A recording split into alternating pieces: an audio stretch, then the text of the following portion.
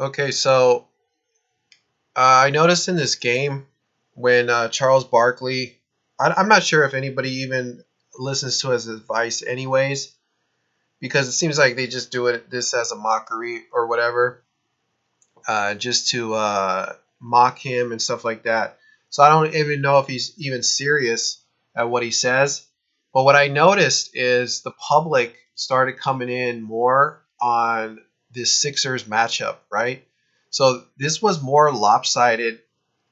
It wasn't completely lopsided, but it was a little bit more than this, right? It was more lopsided than what it is here. It kind of leveled out.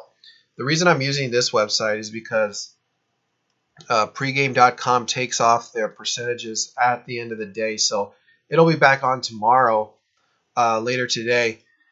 But I use this as a resource. So wonderdog.com. It's resources. You just click on public consensus right here. So let me just get this a little bit bigger.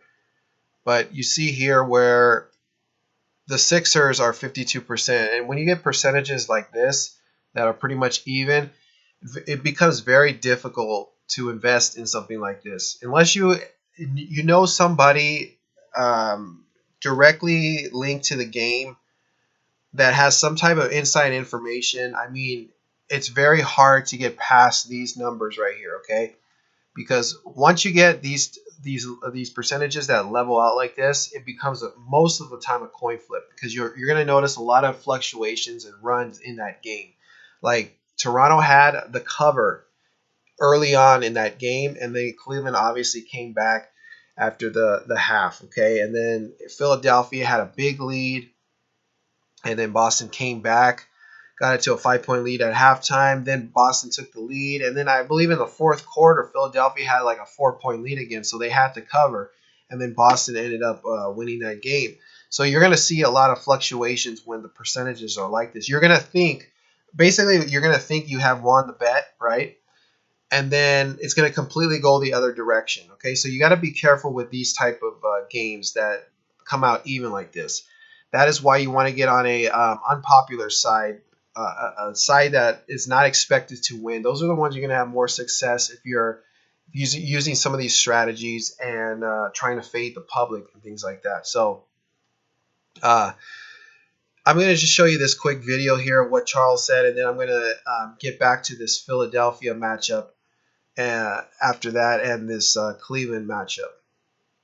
As a gambling degenerate, my look got to change. This is it. The Sixers, America, run to Vegas right now or to your closest casino. The Sixers are locked tonight. All right. Okay.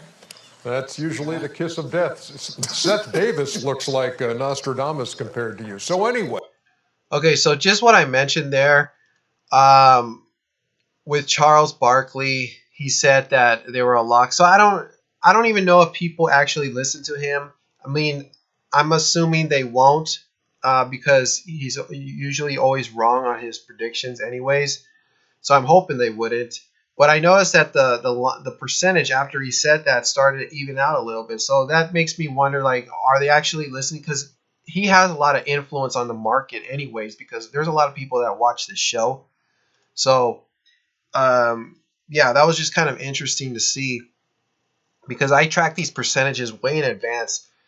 You know, when they first come out, I'll wait like a couple hours, and then I'll look at the percentage, and then I'll write it down, and then I'll wait till the very end to see how that percentage fluctuated. So I do a lot of tracking on this stuff. So just wanted to point that out. And this Philadelphia, you know, Boston's exactly what I expected. So I really don't see anything different in this series, because I fully expected 76ers. They're a young team. I know Boston's young as well, but they just have smarter players. I think they just have a higher IQ. Philadelphia, I don't know what they were doing in the first half. They were up by 20. They could have easily just took time off the clock. That's another reason why I think the over hit again, because you know, Philadelphia is an interesting team, because they did this against the Miami team, okay, as well. And they got away with it with Miami, because Miami is really not that great. but I don't think they're going to get away with it with the Boston Celtics. Okay, Philadelphia, they don't know when to slow the game down, and I think whoever's betting the totals on this matchup with Philadelphia, Philadelphia kills a lot of the totals. Okay, so you know I would recommend now. Since I know the makeup of this Philadelphia team, I completely get off this matchup with the totals. Okay, so I'd be very careful betting on the totals from here on out because this matchup would go normally this kind of matchup would go under, but given the possessions that Philadelphia play at and the speed, I just don't think that they are capable of slowing games down. And I should have known with the Miami series because they did this exact same thing. Most of those games in the Miami series should have went under as well.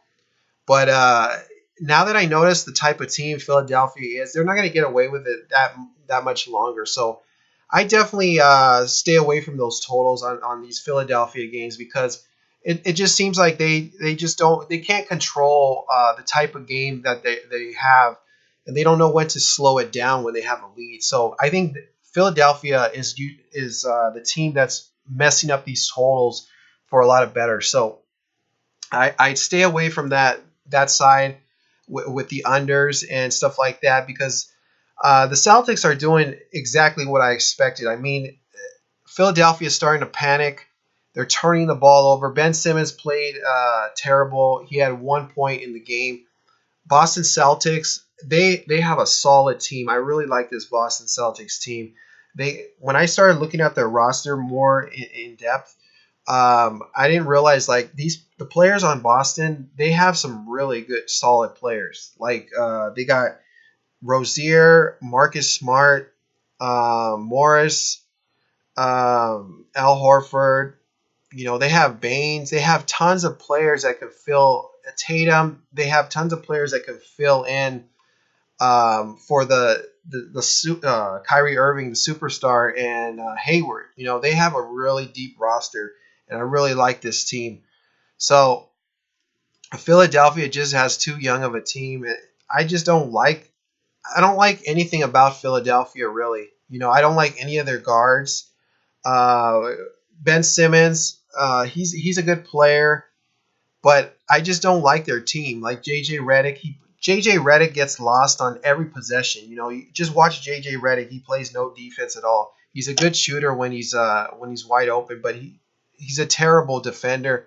He gets lost on defense, and he's one of the main reasons that killed the total in this game. You know, he's one of the main reasons why because if you look at him, he just gets lost on defense out there. So he's not a good player at all. Embiid, he's still young, but the rest of the players, I just don't like their roster. So this Boston Celtics team, they're fully capable of winning this series, 6 or 7 games. You know, they're deep. They have a lot of heart. I like this team, so they're what I expected them to be. So I'm not surprised with this series. This one I'm kind of surprised with Cleveland, Toronto.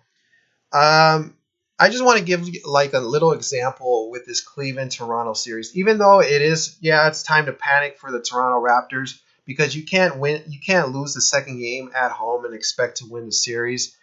But after losing that first game by 1 point, it's not really that uncommon for the Raptors to drop their second game. And I'm going to explain why in a minute. Now, I'm going to take you to this Portland-New Orleans game, okay? This Portland series against New Orleans. And when they lost this first game, I made a video early on about how it was bad for Portland losing by 2. It was actually worse for them to lose a close game than it was a blowout in that first game.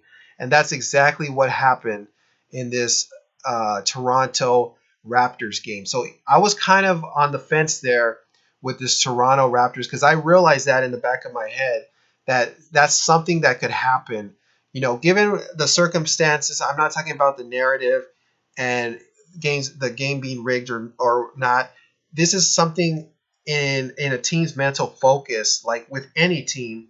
When a team loses a close game versus as opposed to a blowout game, it's a completely different mindset.